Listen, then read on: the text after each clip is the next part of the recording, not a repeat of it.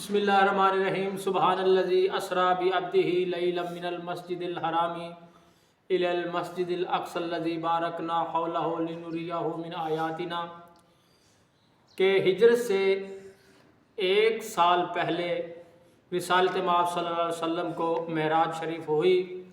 حضور پاک کو خالق نے ایک ایسے شرف سے نوازا جس سے کسی اور نبی یا رسول کو نہیں نوازا،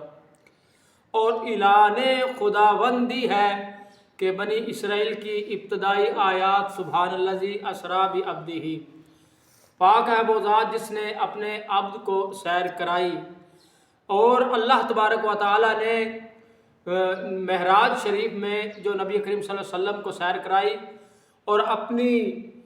نشانیاں دکھائی۔ سورہ نجم میں بھی اللہ تبارک و تعالیٰ نے فرمایا ما کذب الفؤاد ما رأى، کہ جو کچھ مشاہدہ میں آیا دل نے اسے رد نہیں کیا۔ یعنی اختلاف کی گنجائش نہیں کہ معراج شریف عالم خواب میں حاصل ہوئی یا عالم بیداری میں، کیونکہ رسول اکرم کو جس بیداری کی حالت میں آسمانی ملکوت کی سیر کرائی گئی، ایسی بیداری تو حضرت ابراہیم کے سوا کسی نبی یا مرسل کو نصیب نہیں ہوئی۔ سورۃ انعام میں کہ وَكَذَلِكَ نُرِي إِبْرَاهِيمَ مَلَكُوتَ السَّمَاوَاتِ وَالْأَرْضِ مِنَ الْمُوقِنِينَ، کہ اسی طرح ہم نے ابراہیم کو آسمانوں اور زمین کی سلطنت اور نظام حکومت دکھایا تاکہ